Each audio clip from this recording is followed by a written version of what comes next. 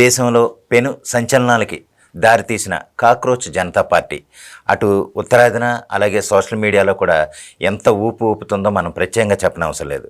అయితే దీని మనుగడ ఏంటి, ఇది ఎంతవరకు ముందుకు సాగగలుగుతుంది అని విశ్లేషించడానికి మన ముందు నాగశ్రీనివాస్ గారు అని ఉన్నారు.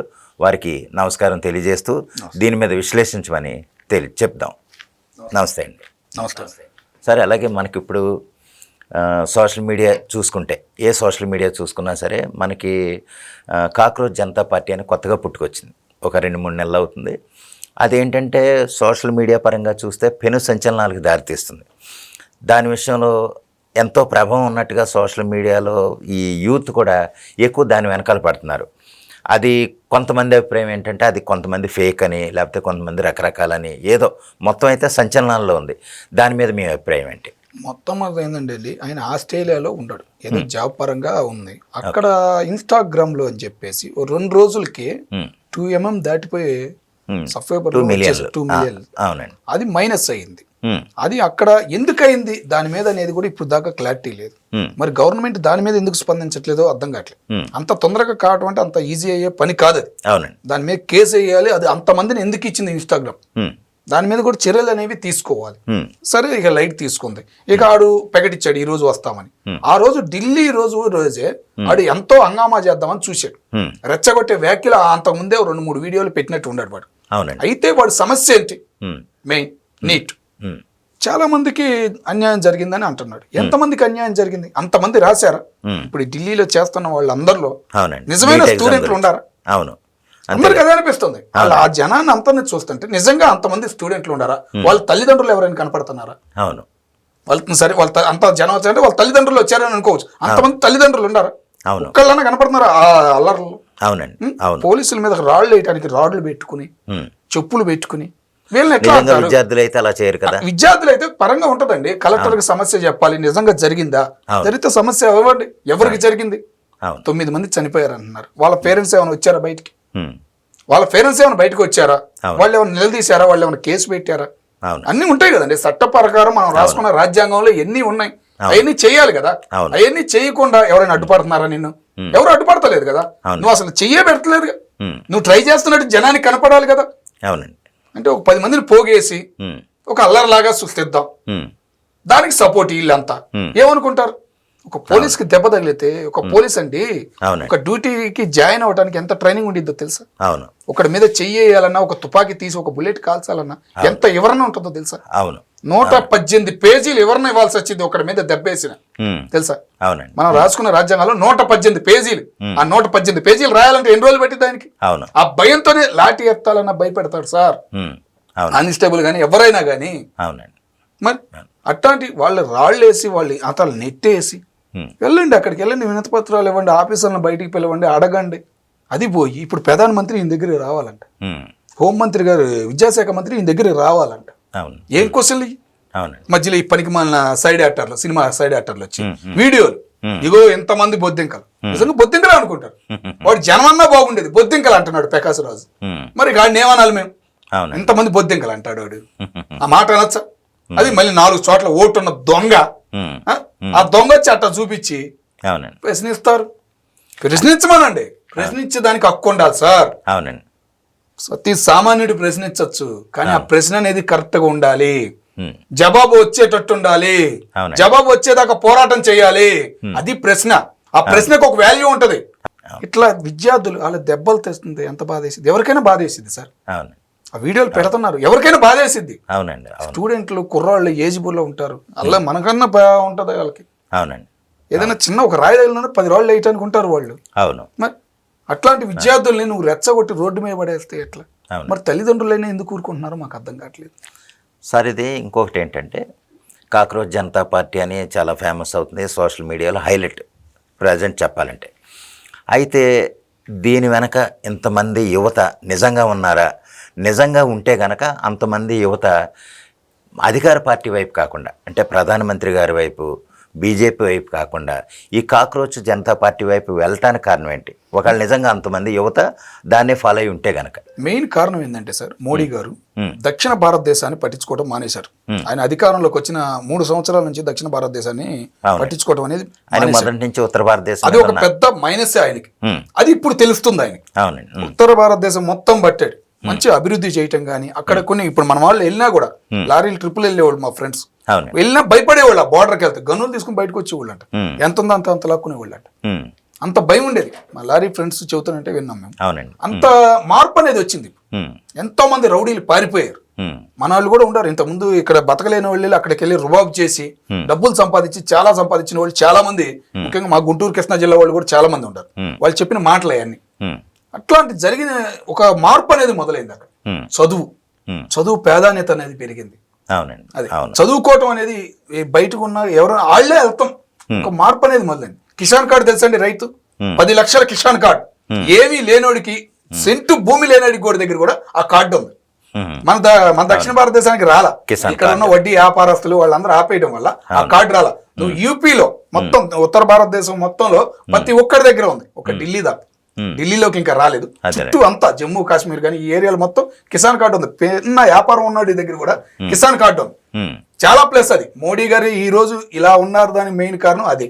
కంటికి కనపడకుండా ఉత్తర భారతదేశం అదే నిలబెట్టుకుంటున్నాడు ఆ మనిషి. అట్లాగే ముందుకు సాగుతున్నాడు. కానీ ఢిల్లీ అనేది కొద్దిగా అశ్రద్ధ చేశాడు. ఢిల్లీలో 8 సంవత్సరాలు దాన్ని పట్టించుకోవాలి. దేశ రాజధాని అని చెప్పేసి దాని మీద ఉండాల్సింది మంచి పట్టు, దాన్నే మొత్తం గుప్పెట్లో పెట్టుకోవాల్సింది ఆయన. కానీ కొద్దిగా అశ్రద్ధ చేశాడు. అక్కడ ఉన్న మేయర్ వల్ల గానీ మిగతా వాళ్ళ వల్ల గానీ అది మైనస్ అయింది ఈ రోజు మోడీ గారికి. లేకపోతే ఇట్లాంటి వాళ్ళు పార్లమెంట్ కాదు కదా, ఢిల్లీ గడ్డ మీద కూడా నుంచునే వాళ్ళు కాదు. మోడీ గారికి అదే పెద్ద మైనస్. ఇంకోటి అంటానికి లేదు మోడీ గారు. ఎందుకంటే కరోనా చూసుకున్నా, బయట దేశాలు ఇప్పుడు వాతావరణం చూసుకున్నా, ఈ రోజు భారతదేశం వేరేగా ఉండేది మోడీ గారు లేకపోతే. దీన్ని అనుసుగా చూసుకుని ఎంతో మంది మన మీద ఎగబాకేవాళ్ళు. అలాంటి వాడే వీడు. ఓపెన్ చెప్పాలంటే ఏం జరగట్లేదని ఆడేం మాట్లాడుతున్నాడు.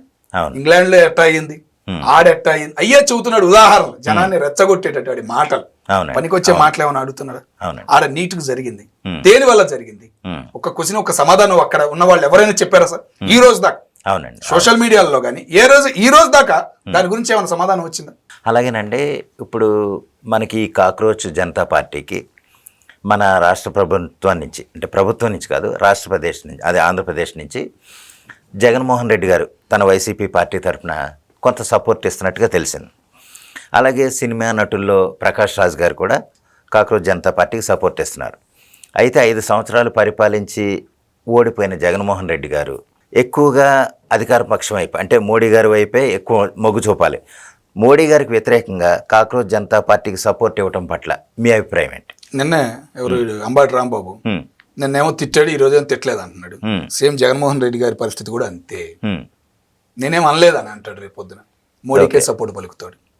మోడీకి సపోర్ట్ పలకటం తప్ప ఇంకోటి లేదు. కాంగ్రెస్కి వెళ్ళే అంత లేదు. ఇప్పుడు ఈ అల్లర్లు అంతా కూడా కాంగ్రెస్ తన వైపు లేచింది. రాహుల్ గాంధీకి బ్లడ్ వచ్చిందని చెప్పేసి తెలంగాణలో గానీ, తెలుగు రాష్ట్రాల్లో గానీ, తమిళనాడులో గానీ దీని గురించి ఆందోళన చేస్తున్నారు. మారిపోయింది సిచ్యువేషన్ మొత్తం. రాహుల్ గాంధీ వైపు తిరిగిపోయింది.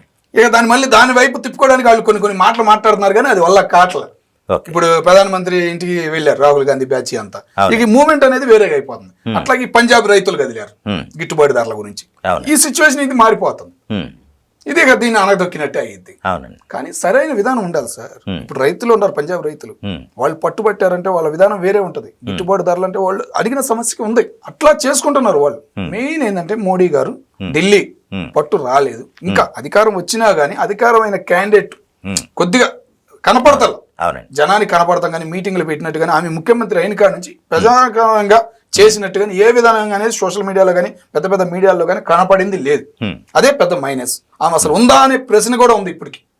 అది మైనస్ మోడీ గారికి. కంపల్సరీగా దీనితో అదంతా కంట్రోల్ చేయగలుగుతాడు, మళ్ళీ నార్మల్ గా తేగలడు మోడీ గారు, నరేంద్ర మోడీ గారు అని చెప్పే నమ్మకం అయితే మాకుంది. కానీ ఒక్కటి ఏంటంటే పిల్లలు ఉండారు అక్కడ. అది ఎవరి పరంగా ఏ సోషల్ మీడియాలో ఎవరు మాట్లాడినా కానీ వాడికే సపోర్ట్ పలుకుతారు. ఆ పిల్లల్ని కొద్దిగా దూరంగా పెడితే ఈ రాజకీయ శత్రువులకి, రాజకీయ బినామీలకి నలిగిపోకుండా కొత్త రాజకీయం పుట్టేలాగా చేస్తే మోడీ గారి పేరు ఆల్రెడీ చరిత్రలో ఉంది, ఇంకో చరిత్రలో రాయటానికైనా ఉండిద్దని మేము అనుకుంటాం. అలాగేనండి.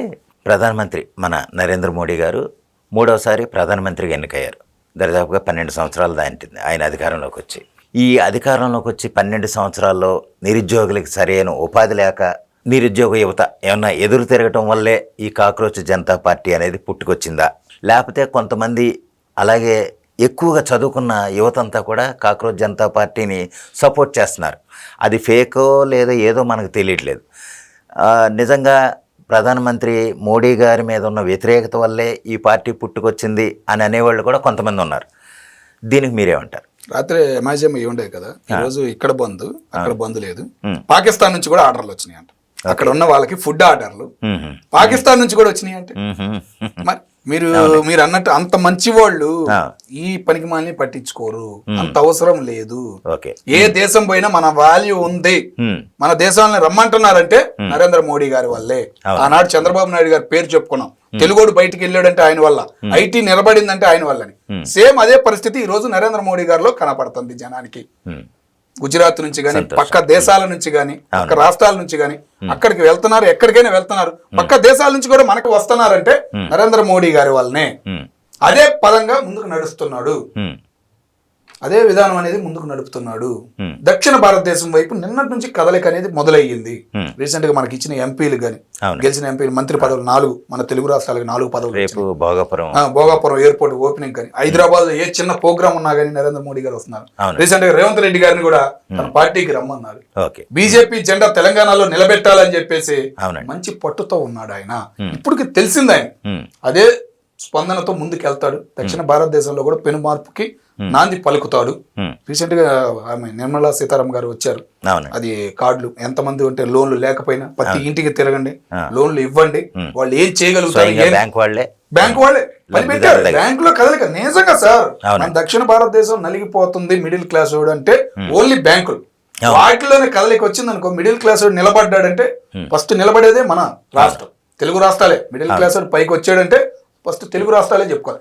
వాళ్ళకి ఎటువంటి స్పందన అనేది వచ్చిందనుకో ఇంకా మార్పు అనేది చాలా ఉంటది. అయితే మోడీ గారి మీద ఉన్న అభిప్రాయం వ్యతిరేకం ఉందని కొంతమంది ఫేక్ ప్రచారం చేసిన, ఎలాగా ఇటువంటి కాక్రోచ్ జనతా పార్టీ లాంటి ఏదో సోషల్ మీడియాలో గందరగోళం సృష్టించడానికి తప్ప దానివల్ల పెద్దగా ఉపయోగం లేదన్న సంగతి ఎంతోమంది విద్యావంతులకి మేధావులకి తెలుసు.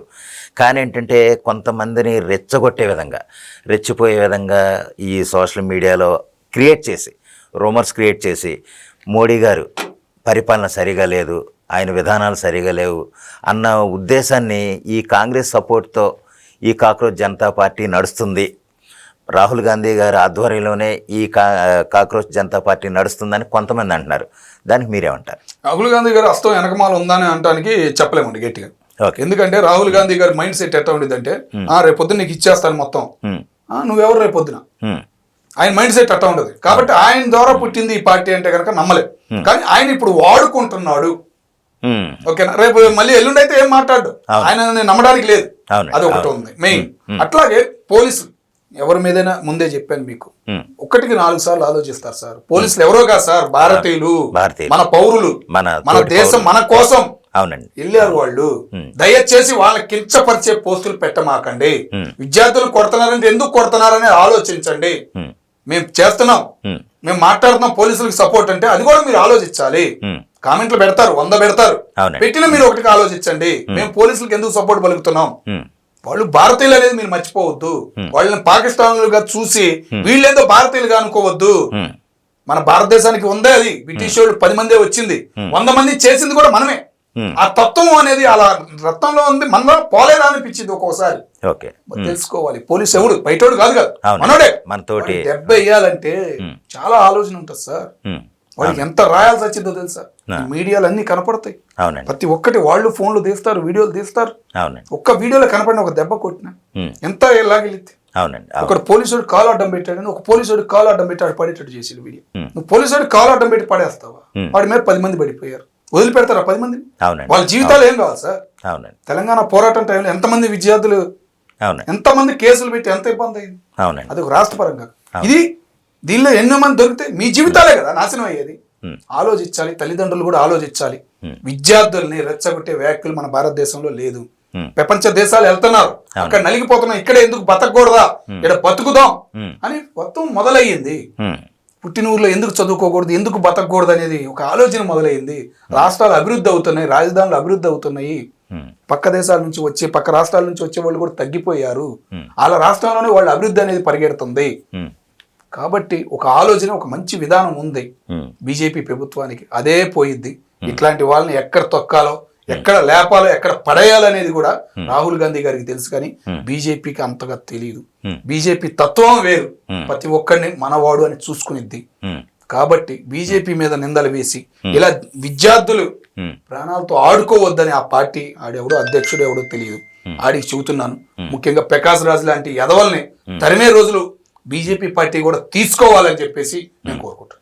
ఫైనల్గా చెప్పండి, ఇది కాక్రోచ్ జనతా పార్టీ అనేది రాజకీయంగా రానున్న రోజుల్లో మనుగడికి ఉండే అవకాశం ఉందా లేదా? లేదండి, అవకాశం అనేది లేదు. అట్లాంటి వాళ్ళు రాజకీయంలోకి రాకూడదు. రాజకీయ అనుభవం అంటే ఉండాలి సార్. రీసెంట్ గా ఎవరు తమిళనాడు చూసాం, ఎవరెవరినో నిలబెట్టే బడిగాడు ఎమ్మెల్యే దొరికాడు రీసెంట్ గా, డబ్బులు తీసుకుంటా అని సస్పెండ్ చేస్తావు. అవునండి, కానీ పేరు అనేది ఉంటదిగా, ఆడు పబ్లిక్ గా వీడియో. మరి ఎట్లాంటి వాళ్ళు తెలిసి తెలియని వాళ్ళు రాకూడదు సార్. చదువుకున్న వాళ్ళు రావాలి. డిగ్రీ అంటే ఏంటనేది తెలియాలి. డిగ్రీ చదువుకున్న వాడే రాజకీయంలోకి రావాలి. మిగతా చదివిన వాళ్ళు వాళ్ళ పని వాళ్ళు చూసుకోవాలి. డిగ్రీ చదివిన వాడికి అనుభవం ఉంటది, దాని మీద రాజకీయం మీద ఎదగలుగుతాడు. అట్లాంటి వాళ్లే రావాలి. ఇండిపెండెంట్ గా చాలా మంది నిలబడుతుంది కూడా డిగ్రీ విద్యార్థులే. వాళ్ళని తీసుకుంటే పార్టీ పేరు గాని ఏదైనా అనుభవం అనేది పెరిగింది. ఇదండి మన నాగ శ్రీనివాస్ గారు కాక్రోచ్ జనతా పార్టీ మీద వివరణ ఇచ్చారు.